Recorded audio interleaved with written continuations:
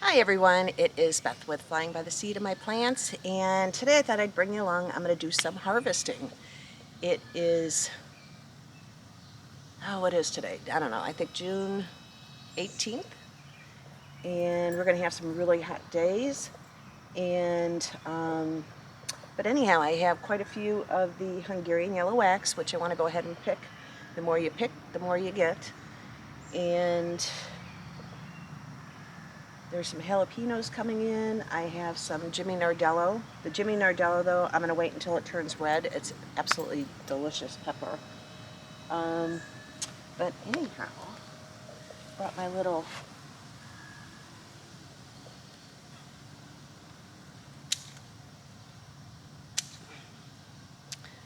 the Hungarian yellow wax, and I'm going to go ahead and stuff these with peppers. And back here.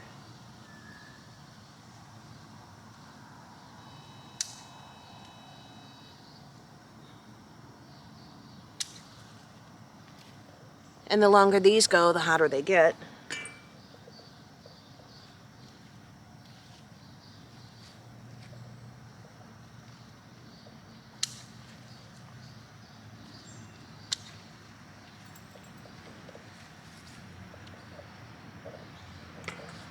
So I have a few of those.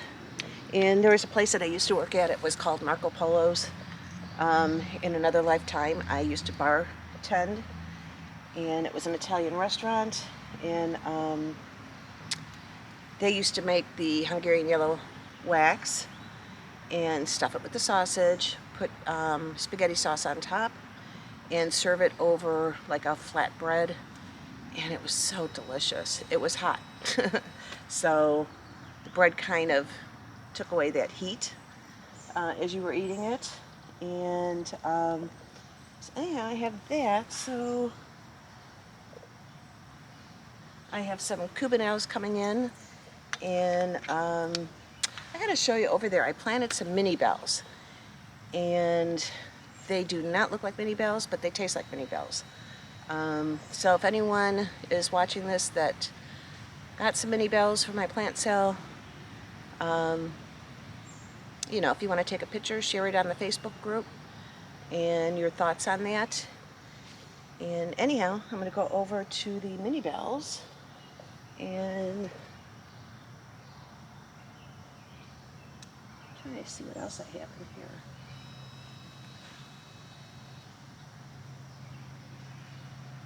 Oh, I got a Sugar Rush Peach in here. And the Sugar Rush Peach is extremely hot. At least for me it is. I think it was between 50,000 and 100,000, whatever that is for a hot pepper comparing, whereas a jalapeno is not that high. I'm going to have to look that up again. But anyhow, you want to wait until they turn peach before you harvest them, and it would be great to make like a sauce out of it, or if you're really daring, just to eat them. And anyhow, I'm going to go ahead and show you those mini bells and see how they're doing. I also have a lot of black raspberries coming in, and now my blackberries are actually flowering, and I'll show you that too. So anyhow, I'll take you over there. I meant to tell you, at the end of the video, I am going to show you, I have, it's my neighbor's, but it's like a field behind me. That's my neighbor's yard. And back there I get like a lot of deer. And so far, I think we have 2 or 3 babies, baby deer. And so I have some really cool photos that I took when they were out back. And I really don't feed them, but they come back all the time, generations of the deer. I'm sure some of the one that's a mama now was probably one of the babies that I seen a few years ago. And they always come back here, and a lot of times they have their babies right in the back field there. But anyhow, I got some really cool pictures, so I'll share that with you. And that I'll put at the end of the video. So, all right, talk to you soon. Well, actually, I'm going to show you everything. So far, this is what I have with the Hungarian yellow wax. And I have a purple beauty that's ready to be picked. It's very small, but that's okay.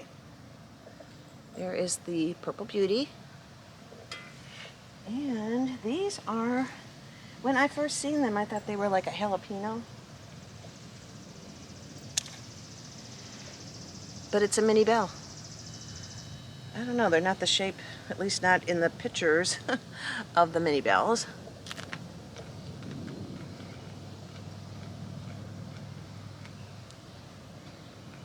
But it does taste like a bell pepper. Snackable.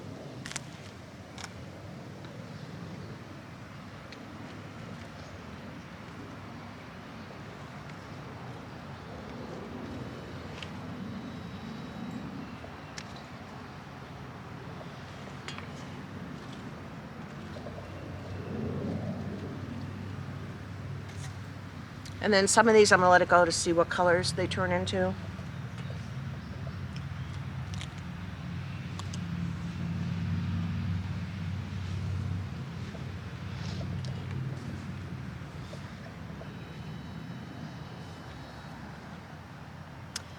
And the other thing I'm harvesting today is my garlic scapes. So let me show you that. So here are the scapes. So I'm going to cut all the way down. And here is the little bulb on here. This will be cut off. And all of this is going to be chopped up. And in the Facebook group, I did put a recipe in there for making like a butter with this. And you can freeze the butter when you're done.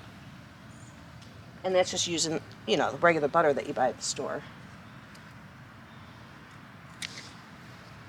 But you want to cut your scapes because it will start putting more energy into the bulbs to make them bigger. And the garlic was planted in the fall. I think I got these in first week of October.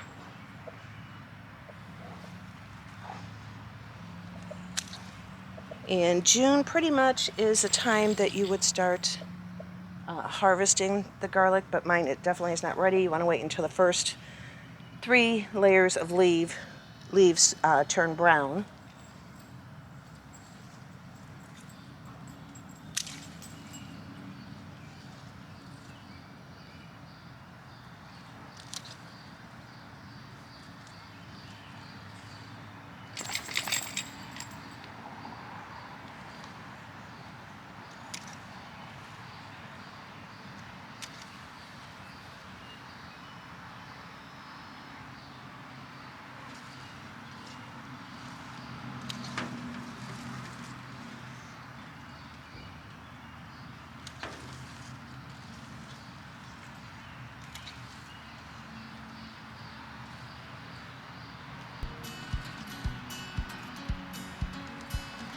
Okay, so that's what I got.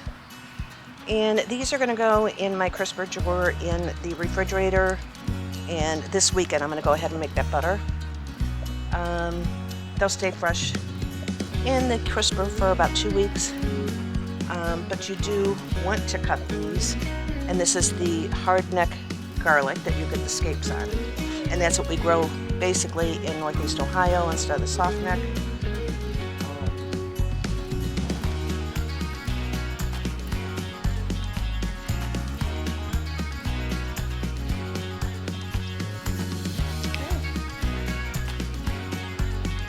Actually, I'm going to put on the table because it'll fill up my little harvest thing really fast. I'll be right back. Okay, and these are all the black raspberries, and I have quite a few that are ready to pick and eat.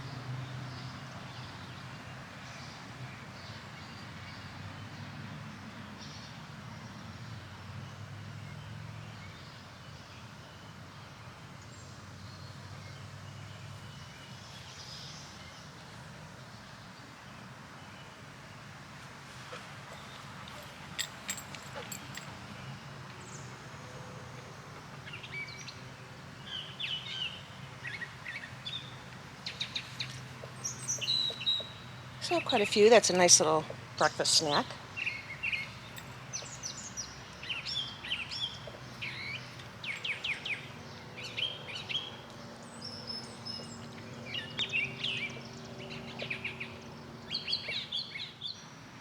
Okay, just showing you everything's grown really nicely. And back here, these are the onions, and the onions do like a lot of nitrogen. So I do have some, I'll show you the bag, which I'm going to put in between these rows and get these fertilized. And over here, this is where I put that watermelon in. And I added a couple other things on the side. Here's a white scallop scallop squash. And so far I got the Swiss chard doing good. These are sunflowers that came up. I don't know if it was the seeds from last year or if it was the squirrels burying sunflowers. But anyhow, these have a nice start to them. And here's some tomato plants here. I planted one more in there. There's a Paul Robeson in here. And I want to add fertilizer to all this. I use that MI Gardener Trifecta Plus. And, you know, there's more over here. So, on this side it doesn't get a lot of sun, but it gets enough. These are all cherry tomatoes over here. And here's something wonderful going on. You could see these are 20-gallon cloth bags. So I did just use a potting mix. I mixed potting mix and also really good topsoil. And I only went probably a quarter of the bag full of the dirt. Then I laid all the potato seed. I believe these are the yellow potatoes. And then I filled the rest up with soil, potting mix. And it's probably about 24 inches deep and a little over 24 inches wide in diameter. So a nice sized bag. These are a smaller white potato. And so anyhow, you can see that they are finally starting to emerge. So they grew, whatever the depth of that is, over 24 inches from close to the bottom. And over here I have my red potatoes, and they have not started emerging out of the soil yet, but all down underneath that is going to be little potatoes growing.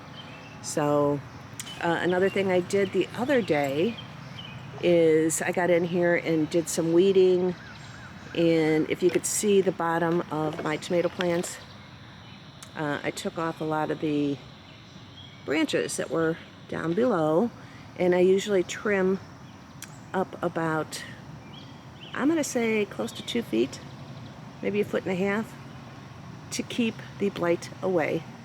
The blight is from the soil, so when you water your plants, that soil bounces up and hits the leaves and starts getting blight. So to control that, you need to cut the lower branches, plus it gives it air circulation. So I'll probably be fertilizing these this weekend. I think this weekend's going to be a big fertilizing day. And you know, if you keep up with the weeds when they're little tiny weeds, it makes gardening so much more easier, especially when you have our gardening in ground. In the center there I have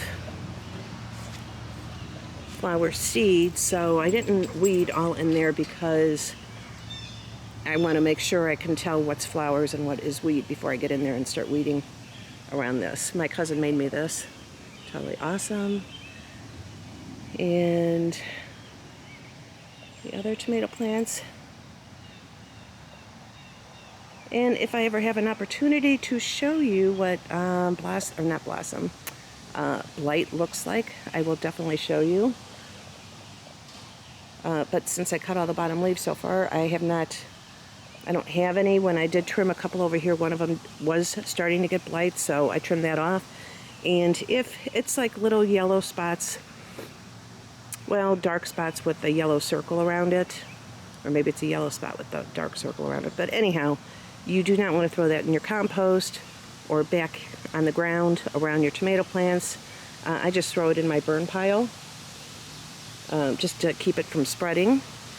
And if you are cutting leaves that do have, or stems that do have the blight on it, you want to clean your cutting, whatever you're using to cut, scissors or whatever, in between each plant so you don't spread it.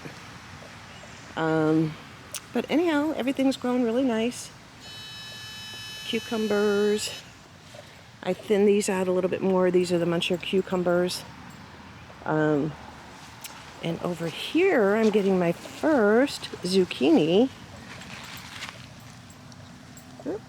Right there, but it's really, really little.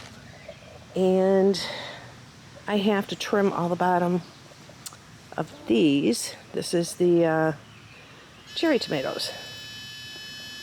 And just to give them more circulation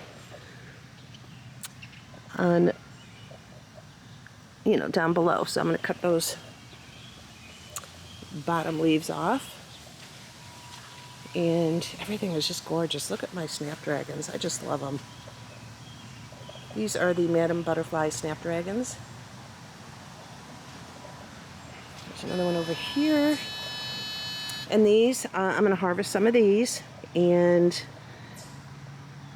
you're going to cut right down to where 2 leaves are coming out. I did a video on how to do that. And you're going to cut right down to here, and it's going to cause it to branch out. And you're going to get more and more flowers. So, something to keep in mind if you're growing snapdragons. Okay, so that's pretty much over here. And I'm going to show you over by the butterfly garden. On my last video, I was showing you some of the milkweed that was kind of curling, and yeah, I figured out what it is. Hang on. Okay, so this is the ones I was talking about. Let me back out of here a little. Aphids. Those are all little aphids, and I did take the hose and really squirt them really good. The only thing good about not the only thing, but one of the good things about milkweed is it does attract the aphids, which keeps them off a plant you don't want the aphids on. So far they're only affecting these 2 over here. And this is the Mexican sunflower. I just love it. It's going to get absolutely gorgeous.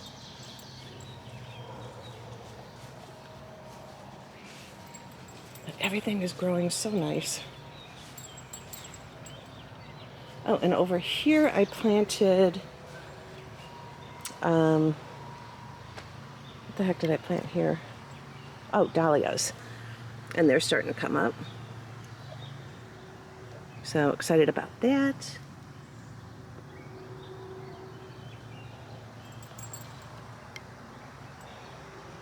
Abby, what are you getting into?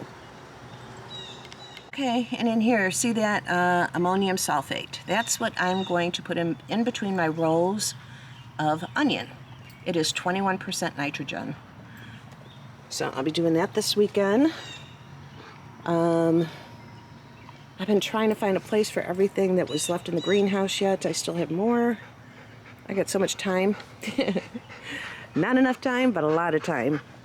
And some more sage. I planted some, so I'm going to put a post out there.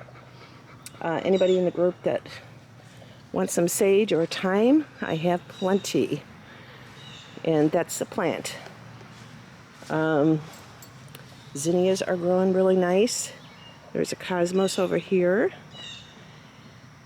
And I'm going to go ahead and pick some beautiful snapdragons, and I'll be right back. Watch out, Abby. I'm going to cut it right above. And there's the other one. Look how gorgeous they are. I just absolutely love these. Madam Butterfly snapdragons.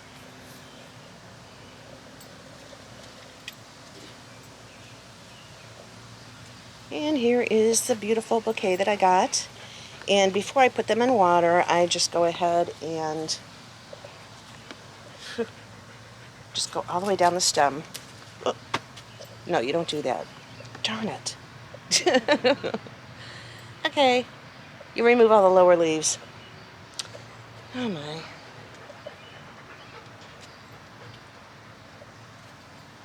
I think I need to put some things down when I do this. Okay, so you're going to remove all the lower leaves, just taking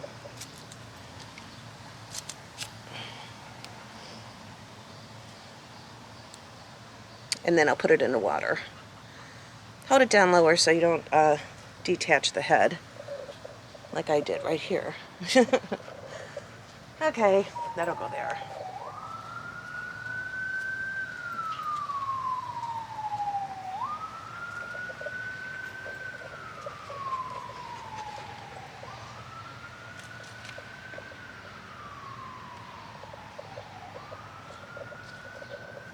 I just throw it in on the soil. It'll just become part of the soil.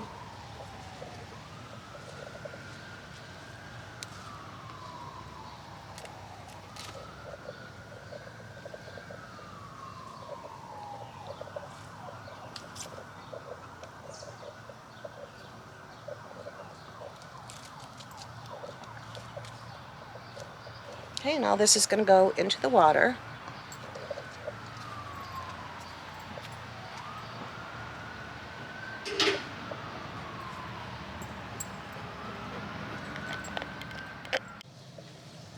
Okay, so I have my beautiful bouquet of snapdragons.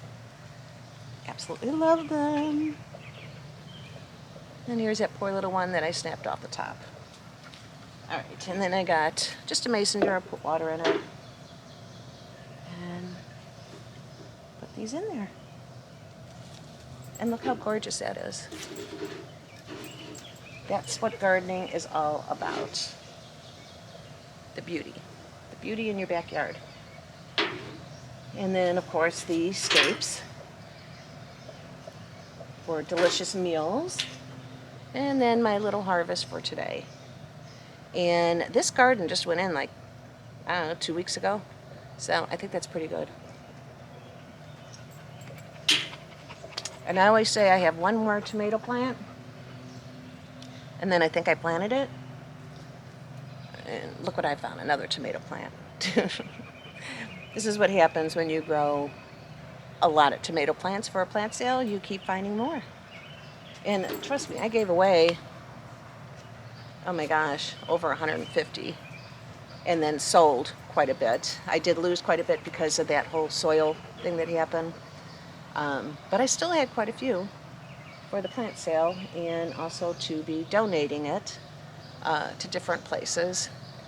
And, oh, there is something else I wanted to show you really quick. So the black raspberries, you see me pick those. I really butchered my blackberries and black raspberries this past fall to where it was like hardly anything there, to be honest with you. Black raspberries, I mean, they must have loved it because they are in full swing. The blackberries, I think they're kind of getting smothered out by the black raspberries. And originally I only had blackberries planted there. I did not ever plant any black raspberries. That just came from the birds, probably eating from different areas and doing their droppings or whatever over here. And so now I have an abundance of black raspberries, and they are delicious. It's a wonderful snack. Oh, and the strawberries too. And right now I'm just taking the runners and filling in the empty pockets there, but let me go ahead and show you how you can tell the difference between a blackberry plant. What? You want a snack? And a black raspberry. So in between, I'm going to get Abby her snack because she is spoiled. And I'm going to show you the difference of the two plants. I'll be right back.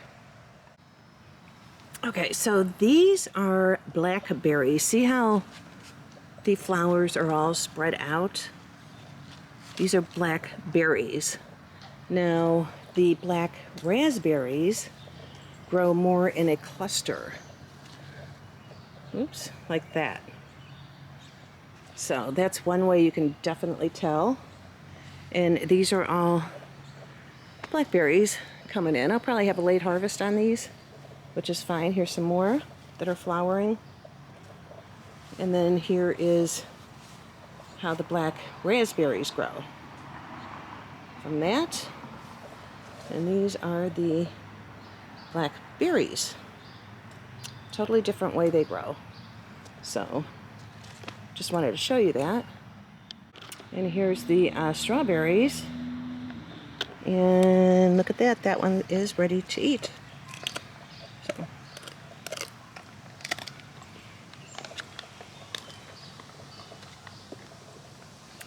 Here's an empty pocket. Here's a runner. Just bend that a little bit, kind of tuck it right there, and it will form roots.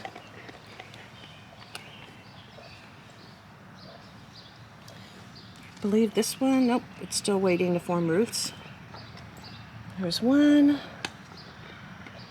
other one. Oh, that one's waiting to form roots.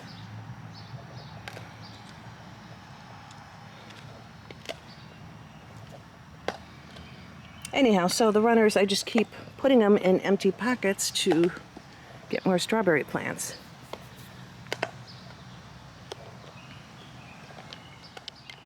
Okay, so like I said, this weekend is going to be a big fertilizing weekend. I did buy some fertilizer from a friend of mine at work, and I'm going to pull that out and look at the, nitrogen, phosphorus, and the phosphate to see what that is. I did use it last year and it was totally awesome. I used it on my tomato plants. He puts it in a spray bottle and sprays his tomato plants, and he says after he does that, they are so green and beautiful. So I am definitely going to try that. And of course, when you do spray your plants, you don't want to do that in midday when the sun is out bright. You want to do that in the evening or early in the morning, because you want it to dry out before the sun hits it. So anyhow, I looked up for my potatoes, and their recommendation is a balanced granular fertilizer, a 10-10-10 are common choices. Another one they recommend is a 14 nitrogen, 7 potassium, and 21 phosphate. Organic fertilizers, compost, bone meal, kelp meal, feather meal, and sulfate or potash can be used. So, because I did not add any fertilizer when I planted my seed potatoes, top dressing, you can apply fertilizer after planting, especially if the soil is poor. That is very good soil, but I am going to add, I'm going to top dress it. So, phosphorus is really important for the root development. Potassium is vital for tuber formulation and disease resistance. So anyhow, that's what I'm going to be doing this weekend, is just a bunch of fertilizing and getting everything to grow beautiful. So I just love these. I just think they're so gorgeous. And of course, here is the harvest for today, or my scapes, which I'll be making a butter. I'll go ahead and show you how I do it. I'll be doing that this weekend.